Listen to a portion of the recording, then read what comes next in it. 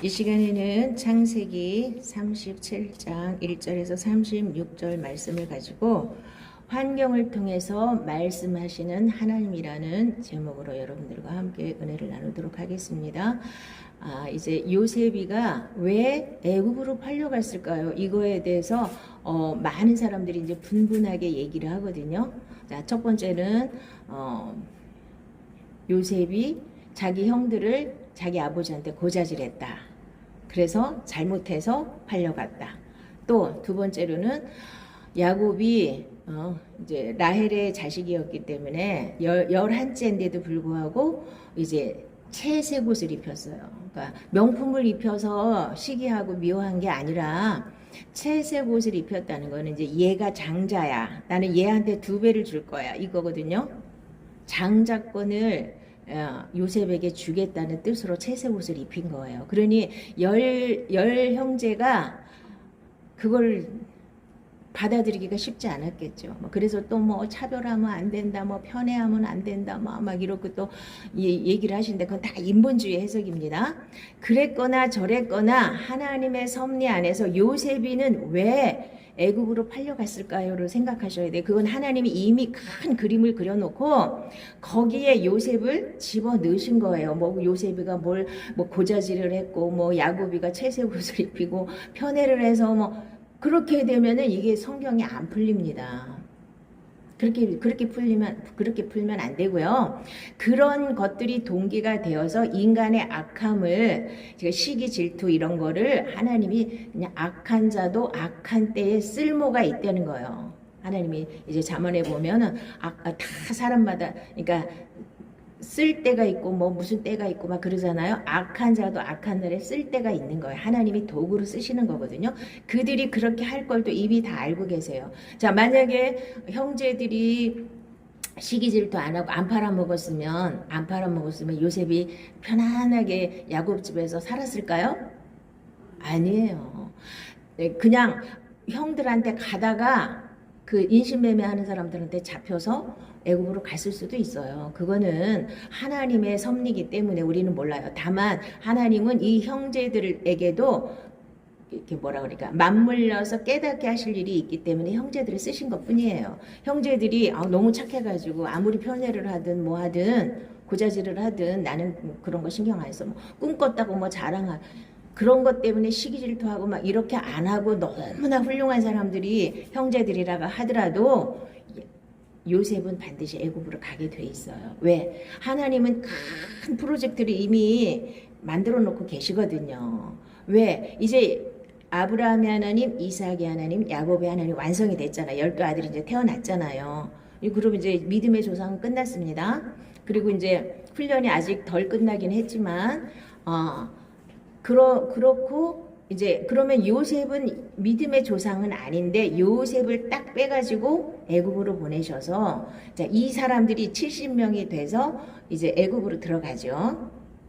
이게 구원의 여정을 우리에게 그림책처럼 보여주시기 위해서 하나님이 마련하신 그 장치예요. 그러니까 형제들이 안 팔아먹었어도 요셉은 그거 형제들한테 이렇게 보러 갔다가 뭐 맛있는 것도 갖다 주고 이렇게 심부름 가다가 그 이스마엘 상단 이런 사람들한테 옛날에는 인신매매가 얼마나 많았겠어요. 인신매매 잡아다가 팔아먹으면 그만이죠. 그거 어떻게 할 거예요.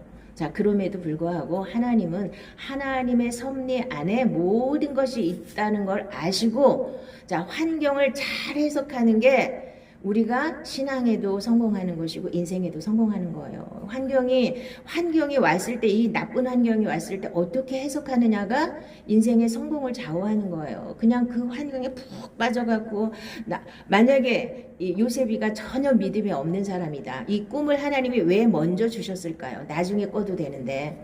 자, 11별이 뭐 해와 달과 11별이 자기한테 절하는 거, 볕단이 자기한테 절하는 거, 이런 걸 2번이나 꾸게 하셨잖아요. 자, 구약에서 계속 흐르는 게 딱 2번을 얘기해야 돼요. 두 증인의 법칙이에요. 한 번 해갖고는 이게 희미한 거예요. 2번을 반드시 말씀하십니다. 그래서 요셉의 마음속에는 그 꿈이 있었어요. 그리고 하나님이 여기 이제 그 다음에 보면 하나님이 함께 하심으로 가는 데마다 형통하였더라요. 감옥에 가도 형통하고 종으로 팔려가도 형통하고, 이게 믿는 거예요. 그냥 난 종으로 팔려가서 나는 못 살아. 어떻게 형들이 나한테 그럴 수가 있어. 그리고 이를 부득부득 갈면서 이빨이 다 부러졌다고 얘기 안 하잖아요. 전혀 형들을 원망하고 불평했다는 말이 없어요. 그냥 항상 팔려갔는데도 하나님이 함께 하심으로 형통하였더라요. 자, 환경이 중요한 게 아니에요. 환경을 어떻게 해석하느냐가 중요한 거예요. 자, 환경 속에서 하나님의 음성을 듣고 환경 속에서 하나님의 섭리를 깨닫는 게 중요한 거예요. 자, 그래서 이때는 아직 성경이 없었어요. 그냥 직접 하나님이 말씀하시고 직접 인도하시고 직접 역사하셨거든요. 근데 지금도 자꾸만 직접 하는 걸 원하시는 분들이 많아요. 그건 구약이에요. 이미 다 끝나서 성경이라는 게 완성돼서 우리에게 주셨잖아요.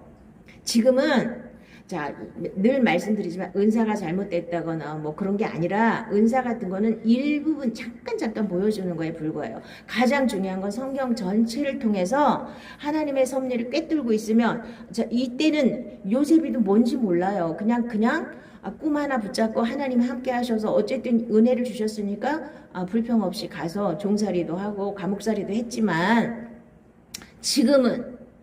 지금 여러분들이 성경을 다 주셨잖아요. 성경을 다 알아가지고 성경 전체에서 말씀하시고자 하는 말씀이 뭔지 내 인생에 딱 대입을 해보세요. 그럼 답이 딱 나오잖아요. 엄청 쉬운 거예요, 지금은. 근데 이때는 사실 어려워요. 야곱이도 그래서 계속 그렇게 헤매는 거예요. 알고 보고 다 들려주시고 역사하셔도 또 못 믿는 거예요. 왜? 기준이 없으니까. 이 교과서가 없잖아요, 구약시대에는. 응? 아니, 이때는 구약시대에는 율법이 또 기준이 될 수는 없잖아요. 율법을 주시긴 했지만 신약 때처럼 하나님의 전체 섭리를 다 본 게 아니라 일부분을 본 거니까, 구약에도요. 자, 그래서 이 요셉이 종으로 팔려가는데 그것도 형제들에 의해서 종으로 팔려가는 이 상황을 여러분들이 나라고 생각을 해보세요. 여러분들은 어떻게 대응을 할 겁니까? 어떻게 하시겠어요? 그래도 감사하고 그래도 하나님과 동행할 수 있어요? 욥의 부인처럼 뭐 자식들 다 죽고 재산 다 날라가고 욥이 피부병 걸려가지고 재에 안 자고 그냥 기왓장으로 다 벅벅 긁고 있으니까 너 하나님 욕하고 죽어라 그랬잖아요. 대부분의 사람들이 이게 환경이 막 어려워지면 이렇게 나와요. 환경 탓하고 누구 탓하고 뭐 이러고서 거기에 빠진단 말이에요. 그런데 요셉은 그렇지 않았잖아요. 거기에 순응하고 하나님, 그 속에서도 하나님이 함께 하시는 걸 여러분들이 체험을 하셔야 돼요. 늘 하나님이 함께 하십니다. 그래서 나한테 나쁜 문제가 왔어. 그러면 이게 나쁜 게 아니에요. 이게 좋은 걸로 이렇게 바꿔주시려고 이런 문제가 온 거예요. 항상 이게 긍정적인 거예요. 덮어놓고 그냥 대충 넘어가는 게 긍정이 아니라 어떤 문제가 왔을 때 이것을 통해서 하나님이 나한테 무슨 얘기를 하시고 싶으신가를 듣는 훈련을 하셔야 돼요. 그래서 하나님은 어떻게 말씀하시냐면요, 성경을 통해서 말씀하세요. 이게 가장 99% 이렇게 말씀하시고, 아주 급하거나 아주 어리거나 하면 음성을 통해서도 해주실 수 있고, 환상을 통해서도 해주실 수 있고, 꿈을 통해서도 해주실 수 있어요. 그거는 많아요. 5%예요. 성경 전체를 통해서 하나님의 음성을 듣는 훈련을 하셔야 되고요. 자, 그게 안 되는 사람은 이제 환경으로 말씀하세요. 말씀을 통해서 내가 하나님의 뜻을 바로바로 깨닫고 바로바로 순종하며 나아가면 환경이 별로 크게 안 와요. 그런데 이게 귀가 막히고 눈이 안 열려서 안 보이고 안 들리면, 그리고 내 고집대로 자꾸만 이상한 길로 잘못된 길로 가면 하나님이 이제 환경으로 말씀을 하시는 거예요. 이렇게. 물론 이 요셉은 잘못해서 가는 건 아니에요. 잘못해서 잡혀간 건 아니고 하나님의 섭리 가운데 요셉은 왜 내가 이렇게 팔려가는지는 모르지만 이제 세월이 흐르면 하나님은 모든 것이 합력하여 선을 이루신다고 하시더니 이것이 니들이 나를 팔았기 때문에 오히려 이것이 변하여서 축복이 됐다고 이렇게 고백을 하잖아요. 이게 이제 로마서 8장 28절 말씀이에요. 하나님을 사랑하는 자, 그의 뜻대로 부르심을 입은 자들에게는 모든 것이 합력하여 선을 이루느니라. 이 말씀을 여러분들이 분명히 믿으세요. 자, 하나님의 말씀은 믿는 거예요. 아는 게 아니에요. 다 알아요. 많은 사람들이 다 알아요. 그래놓고 상황이 딱 닥치면 믿지를 않아요. 안 믿는 거, 안 믿어야 내 거가 되는 거예요. 그럼 그 말씀 한 구절이 딱 내 마음에 새겨져 있고 그것이 내 생명이 됐다면 어떤 문제가 오든지 감사할 수 있고 이 문제 속에서 하나님이 나한테 무슨 얘기를 하시고 싶으신가를 들으려고 노력해야 돼요. 여기다 귀에다 대고 절대로 얘기해 주시는 게 아니라 깨달아져요. 이게 아니었구나. 이래서 이런 문제가 생겼구나 하고 내가 깨달아지는 거예요. 자, 그래서 어려움이 이 셋의 옷을 입고 야곱이 가장 사랑했고 가장 편애했고 대단한 뭐라 그럴까 사랑을 받았던 이 사람이 왕자나 비슷했던 그 상황에서 갑자기 노비가 된 거예요. 종으로 팔려가게 된 거예요. 요셉의 입장에서 그게 쉽지 않죠? 자, 많은 사람들이 내가 옛날에 잘 먹고 잘 살았어. 근데 하나님을 믿고 하나님을 믿으려다 보니까 하나님이 다 털어내시고 하나님이 부르셔서 아무것도 없어요. 그럼 요셉이 같이 이게 감사하고 살 수 있어요? 안 돼요, 그게. 옛날 그리워라 옛날이요. 맨날 이거 내가 아버지 집에 있을 때는 채색 옷도 입고 그냥 아버지가 나만 이렇게 편애하고 했는데 이게 뭐야. 맨날 이러면서 불평하고 불만하고 이러고 산단 말이에요. 대부분이. 자, 이 말씀을 왜 여러분들이 보셔야 되고 말씀 공부를 왜 해야 되냐면 말씀을 왜 들어야 되냐면요. 이 말씀 속에서 나한테 하시는 말씀을 들으셔야 되는 거예요. 이 환경 속에서 나한테 무슨 말씀을 하시려고 하는지를 들으셔야 되는 거예요. 자, 그러니까 요셉은 가는 데마다 형통했어요. 종으로 팔려가도 형통하고 감옥에 가도 형통해요. 이게 예수 믿는 거예요. 그 예수 믿는 사람들은 어떻게 생각해요? 감옥에 안 가야지 형통한 거야. 종으로 안 팔려가야 형통한 거야. 맨날 잘 먹고 잘 살고 승승장구해야 행복한 거고 이게 하나님 축복하시는 거고 이렇게 생각하니까 맨날 안 되는 거예요. 이게 절대로 그렇지. 내가 망하게 한 것도 엄청 축복이에요. 이걸 아셔야 돼요. 내가 어려움 당한 것도 엄청 축복이에요. 이게 해석이 안 되니까 여러분 인생이 불행한 거예요. 이게 해석이 돼야지. 근데 처음에는 이게 해석이 잘 안 돼요. 나서부터도 아니 내가 왜 이렇게 어려움을 당해야 될까? 물론 하나님의 말씀이 감사하라니까 감사는 해요. 억지로라도 해요. 그런데 내 속에서는 해석이 안 되니까 이게 이해가 안 돼요.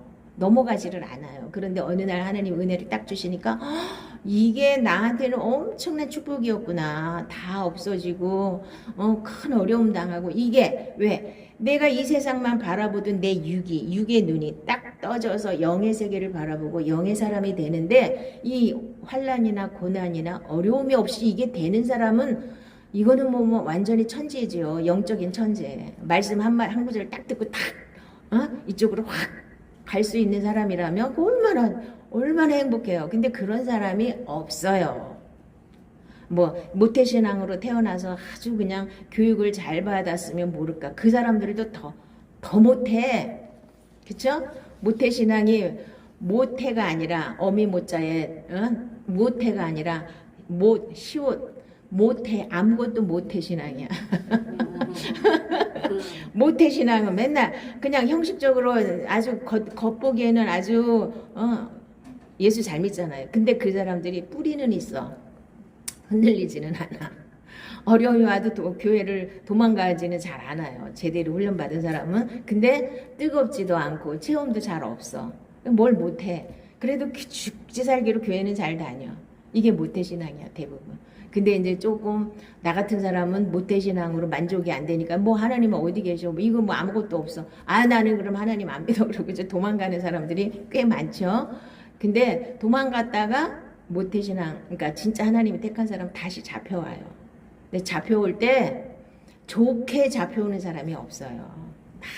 막 어려움 당하고 힘들어가지고 이제 두 손 두 발 다 들고 천부여 의지 없어서 할 때 하나님 앞에 내려놓지. 아, 나 잘났다고 하나님 떠난 사람이 아무 문제도 없는데 어떻게 돌아와요? 그 탕자가 나가가지고 흥청망청 다 쓰고 이제는 먹을 것도 없어서 돼지 키우는 데 가가지고 유대인들이 제일 싫어하는 게 돼지잖아요.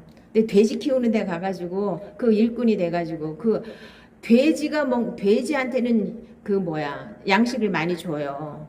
빨리 키워갖고 팔아먹으려고. 근데 돼지를 키우는 이 탕자한테는 그것도 안 줘. 그러니까 돼지가 먹는 거 훔쳐먹고 이러고 사니 얼마나 비참해요. 그때서야 아버지가 생각나는 거예요. 많은 사람들이.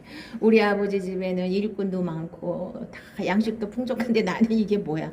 밥 한 끼도 못 먹고 돼지하고 같이 돼지가 먹는 거 어떻게 훔쳐먹고 쥐엄나무 열매 그거 같이 돼지가 먹는 거 같이 그것도 주인이 주는 것도 아니고 그거 돼지한테 줄 거 몰래 훔쳐먹고 이 정도까지 내려가야 사람들은 아버지 집이 그리운 거예요. 내가 아버지 집을 괜히 떠나와서 이렇게 흥청망청 뭣도 모르고 철딱선이 없이 이렇게 살다가 내가 진짜 아무것도 아닌 존재가 되고 진짜 밥 한 끼도 못 먹는 거지 신세가 돼서야 아버지 집이 생각나는 거예요. 그래서 우리 아버지 집에 가면 나는 아버지 아들이라고 뭐 재산도 다 받아갖고 왔겠다. 아버지라고 인정 안 해줘도 좋아. 나는 품꾼 하나로 나 받아주기만 해. 거기서 배불리 먹잖아요.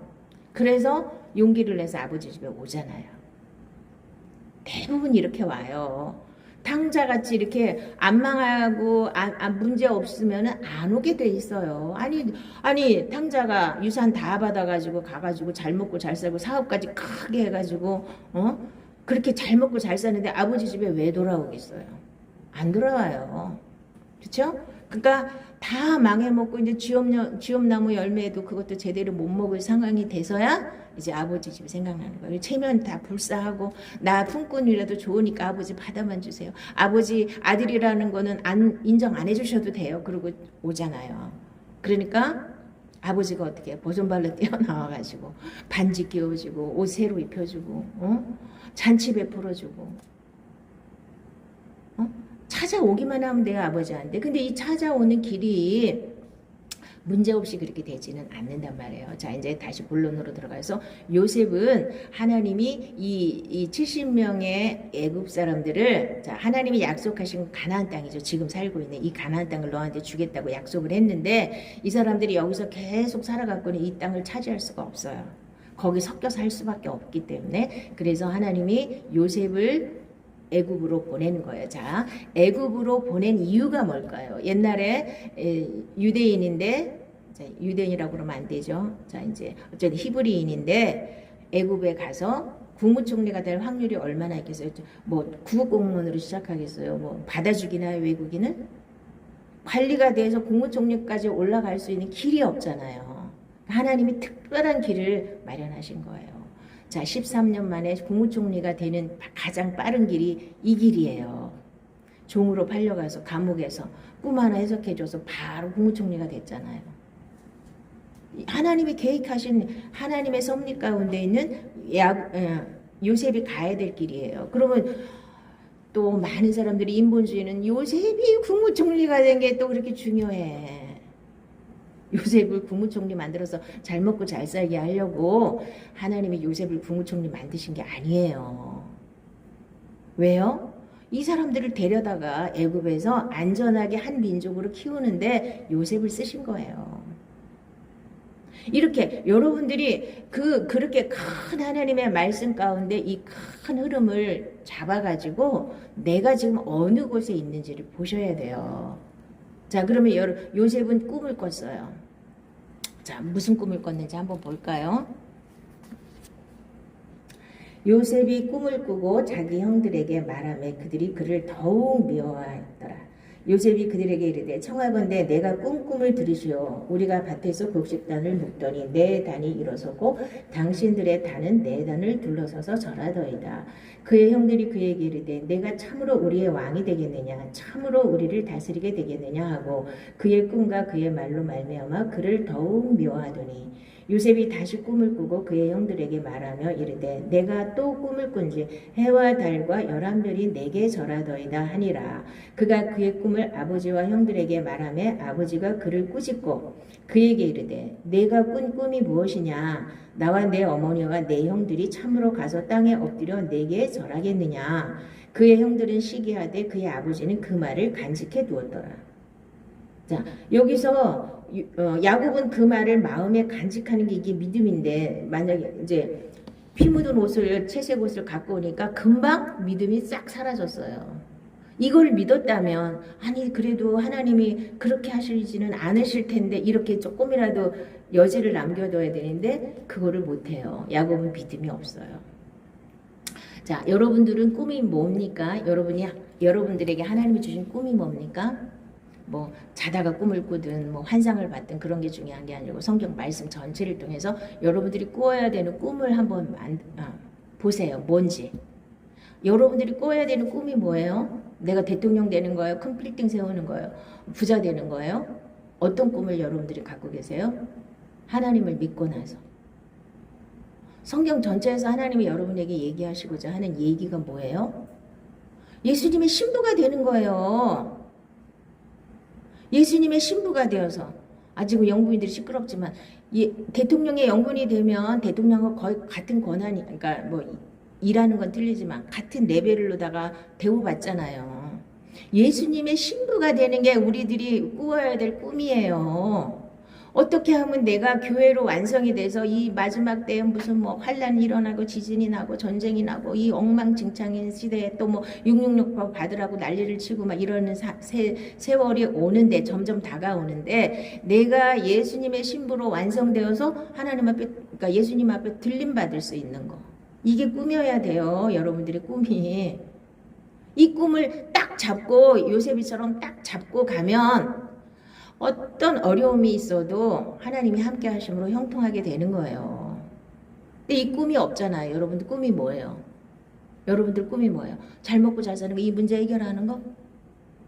그러니까 이게 인본주의나 종교나 종교 생활이나 이런 건 자꾸 쓸데없는 데다가 초점 기도 많이 하시면 하나님이 복 주십니다. 이런 거 쓰잘데기 물론 그것도 초창기에는 필요합니다. 그래서 하나님을 알아가는데 근데 그게 가는 과정일 뿐이에요. 은사도 마찬가지로 가는 과정일 뿐이에요. 여러분들의 꿈은 예수님의 신부가 되는 거예요. 예수님의 신부가 안 되면 그냥 지옥 떨어지는 거예요.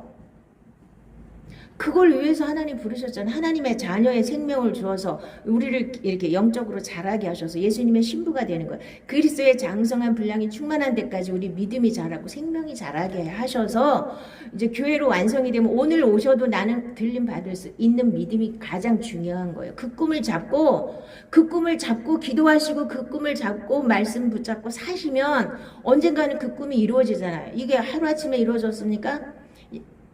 응? 요셉이 팔려가서 13년 만에 국무총리가 됐어요. 요셉이 내가 국무총리 될 줄 알고 갔어요? 아니죠. 그냥 하나님과 동행하면서 하나님이 인도하신 대로 가다 보니까 자 정직하게 여기 타협하지 않고 가다 보니까 감옥살이도 할 수 있고 감옥살이 안 하려면 자기가 타협하면 돼요. 근데 타협 안 했잖아요. 자 또 오늘 또 짚고 넘어가야 될 게 뭐냐면 이 형들이 자 채색 옷에다가 염소피를 묻혀가지고 야곱이한테 가서 짐승한테 찢겨 죽었나 보라고 이렇게 얘기를 했죠. 그 거짓말 새빨간 거짓말에 야곱이 속아요. 몇 년 동안 속았을까요? 몇 년 동안 속았을까요? 한번 계산해 보세요. 가서 13년 만에 국무총리가 되고 국무총리가 된 후에 7년 풍년이 있었고 그 다음에 2년 정도 흉년 때 형들이 와가지고 어쩌고저쩌고 하다가 야곱이랑 다 왔잖아요. 그럼 몇 년이에요? 네? 자 7년 플러스 2니까 9년 그러니까 13년 플러스 9 그럼 2년 22년 만에 이 거짓말을 알아냈어요. 여러분들 이거 자 오늘날도 거짓이 너무나 충만한 시대에 우리가 살고 있잖아요. 자 거짓을 보는 눈이 여러분 뜨여야 돼요. 말씀의 빛이 쫙 있는 사람 바로 보여요. 자, 야곱이 진짜 믿음이 있었으면 이게 거짓말인지 대번 알았을 텐데 눈이 어두워서 몰라요. 22년 동안 까맣게 속고 있었어요. 지금도 역시나 마찬가지예요. 거짓을 볼 수 있는 눈이 떠져야 돼요. 그거는 말씀 아니고는 안 돼요. 내가 육에 속해 있으면 그냥 내가 원하는 대로 휘둘려 가요. 어떤 게 옳은 건지 어떤 게 그런 건지 분별 못 해요. 제대로 분별할 수 있는 거. 장성한 자의 분량이 충만한 데까지 믿음이 자라면 어떤 문제가 생긴다고 그랬어요? 자, 인간은 선악과를 따먹어서 하나님 앞에 버림을 받았어요. 선악과라는 건 내 주관으로, 내 잣대로 선악을 분별하는 거예요. 그래서 지금 다 내가 제일 잘나서 내가 다 옳아. 내가 말하는 게 다 옳아. 이러고 싸우고 있잖아요, 다들. 그리고 남은 요만한 허물만 있으면 이따만하게 부풀려갖고 뒤집어 씌우고 자기는 이따만한 게 있어도 다 가리고 이러면서 이게 지금 엉망진창인 시대에 여러분들은 분명히 볼 줄 아셔야 돼요. 거짓을. 이거 분별 못하잖아요. 분별 못하는 이유가 뭐예요? 아셔야 돼요. 말씀이 없기 때문에 분별을 못하는 거예요. 그냥 방송에서 거짓말 막 떠들면 거기 휩쓸려서 그냥 그런 갭이요. 목사들 중에서도 그런 사람이 있어요. 자, 목사들이 눈이 떠져서 옳고 그름을 정확하게 분별하고 그거를 강단에서 정확하게 가르쳤으면 이 나라가 이 꼴이 안 됐어요. 근데 뭐라고 또 프레임을 씌워 이 마귀 새끼들이 거짓의 아비는 마귀예요. 목사가 왜 정치 얘기를 하느냐고 이렇게 입을 막아가지고 성도 떠날까봐 바른 말 한마디도 못하고 그냥 딸려가다 보니까 나라가 이 꼴이 났잖아요. 반이 쫙 갈라져가지고 이게 뭐 하는 짓이에요? 거짓인지 아닌지 그런 건 상관없어. 나한테 잘하면 되는 거고. 이게 뭐 가치관이 얼마나 혼란스러워. 물론 마지막 때는 마귀가 판을 치니까 그렇긴 하지만 그래도 예수 믿는 사람들은 그러면 안 되잖아요. 옳고 그른 거 분별할 줄 아셔야 되잖아요. 자, 이게 분명히 거짓인데 그걸 모르는 사람은, 못 보는 사람은 뭐예요? 어리석은 사람이죠. 눈이 완전히 막혀가지고 못 보는 사람. 우리나라 한 30-40% 있어요. 맹목적으로 올 때 틀렸어도 그런 사람은 어리석은 사람이라고 하는 거예요. 스스로. 자, 그리고 또 분명히 거짓말인 줄 아는데 내 안위를 위해서 모른 척하는 거. 그럼 그거는 야곱이처럼 비열한 사람이에요. 비열하다고 하는 거예요. 비열한 사람이 한 80-90% 돼요. 알아도 모르는 척. 나 안 잡혀가야 돼. 응? 바른 말 했다 나 잡혀가면 뭐해? 그리고 사실은 그런데 한번 연루되면은요, 변호사비 뭐 이런 거 해가지고 엄청 깨지는 건 맞아요. 그러니까 다 입 다물고 있는 거예요. 알아도 모른 척. 자, 여러분들은 하나님을 믿는다는 거는요, 진리를 믿는 거예요. 하나님 말씀이 진리예요. 하나님은 진리대로 자, 이게 지금 큰 흐름을 하나님이 잡고 요셉을 종으로 이렇게 종으로 팔려가는 것처럼 하나님도 지금 큰 그림을 그리고 계시거든요. 반드시 악은 심판을 받게 돼 있고요. 하나님 반드시 정확하게 진리대로 가게 돼 있어요. 이렇게 큰 그림을 볼 줄 아셔야 되거든요. 지금 하나님이 일하시는 큰 그림이 안 보이세요? 손이 보여야 돼요. 하나님이 지금 어떻게 일하시고 계시는지 큰 손이 보여야 되는데 코앞에 것만 보고 그냥 난리예요. 전부 다.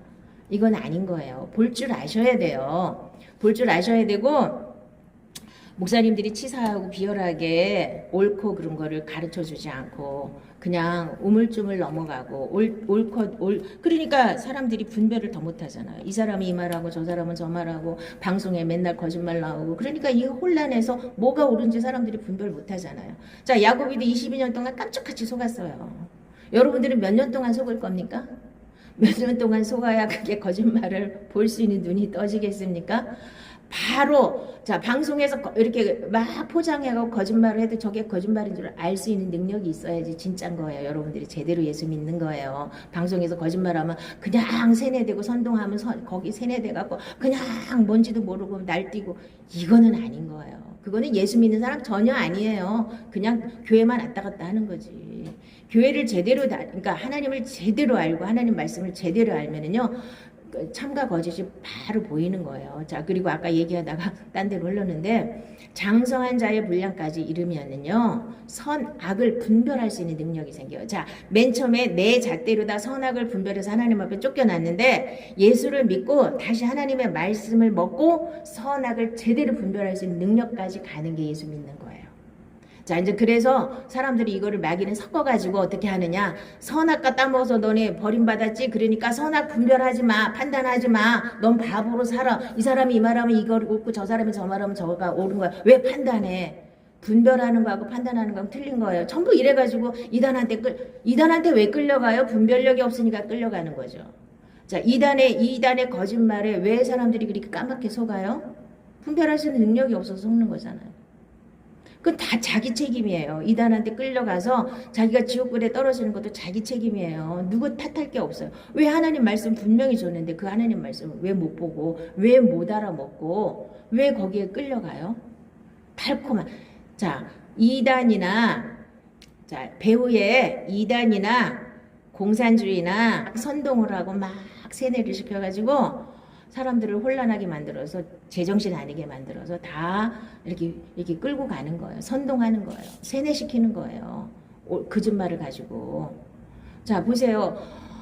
히틀러가 600만이나 되는 유태인들을 학살했잖아요. 근데 그거를 그때 당시에 반대했던 사람 많지 않아요. 목사님들 중에서도 감옥 간 사람들이 있거든요. 그거 잘못됐다고. 근데 많은 목사님들 동조했어요. 왜? 독일이 잘 먹고 잘 살면 되지. 유대인 거 다 뺏어가지고 저기 유럽 다 점령해갖고 우리가 잘 먹고 잘 살면 되지. 이런 거예요. 그래서 막 같이 선동되는데 그 선동가가 누구냐? 괴벨스예요. 괴벨스. 자, 이 선동에 넘어가는 이 어리석은 우리나라 국민들 1%의 진실에다가 99%의 1%는 진실이 있어야 돼요. 아주 100% 거짓말 가지고는 선동이 안 돼요. 1%의 진실에다 99%의 거짓말을 섞어서 막 선동하면 사람들이 다 넘어간다는 거예요. 그래가지고 히틀러가 처음에는 그 사람 좋은 줄 알았어요. 근데 나중에 가니까 완전히 그걸 전체주의라고 하는 거예요. 독재를 하고 막 이렇게 막 휘둘러갖고 사람들을 막 선동해가지고 유태인들을 막 삭살하고 2차 대전을 일으키고 막 이랬잖아요. 근데 그 사람이 승승장구할 것 같죠? 근데 하나님 반드시 심판하신다는 걸 아셔야 돼요. 악은 하나님 반드시 심판하셔요. 죄의 값은 사망이기 때문에. 다만 때가 언제냐가 문제죠. 아셔야 됩니다.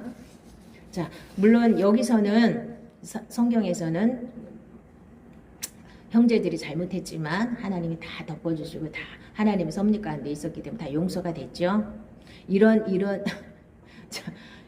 어처구니 없는 죄를 졌어도 하나님이 용서는 하셔요. 근데 지나치게 악이 관영하면 반드시 심판을 받게 돼 있는 걸 아셔야 됩니다. 그래서 여러분들 눈이 선과 악을 분별할 수 있는 능력까지는 최소한도 가셔야 됩니다. 실력이 있어야지 그것도 분별하는 거예요. 실력이 없으니까 이리 휘둘리고 저리 휘둘리고 뭐가 뭔지 모르고 막 휩쓸려 가는 거예요.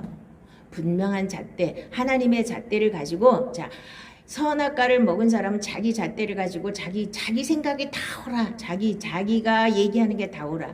자기가 좋아하는 게 다 오라. 그 사람은 진짜 선악과를 따먹은 거고요. 하나님 말씀으로 변화받은 그 자를 가지고 옳고 그른 걸 분별하는 건 이걸 분별이라고 하는 겁니다. 판단이 아니에요.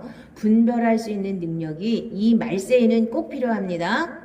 이 분별하지 못해서 이단 따라서 지옥 가는 사람 많습니다. 자, 이단들은 분별할 수 있는 그 기준이 뭐냐? 대부분 다시 구약으로 돌아가는 거예요. 구약은 이미 예수 안에서 완성됐잖아요. 근데 다시 구약으로 돌아가서 안식일을 지켜야 된다, 유월절을 지켜야 된다 이런 헛소리 하는 사람들. 그렇고 그다음에 요한계시록 아직 이루어지지 않은 걸 갖고 예수님 그 사람이 재림주라는 거야 거의 다. 그 교주가 재림을 하셨는데 왜 이렇게 이 세상이 시끄러워? 예수님 재림하시면은요 마귀가 다 무저갱에 잡혀있기 때문에 하나도 안 시끄러워요. 악이 없어요. 죄가 없어요.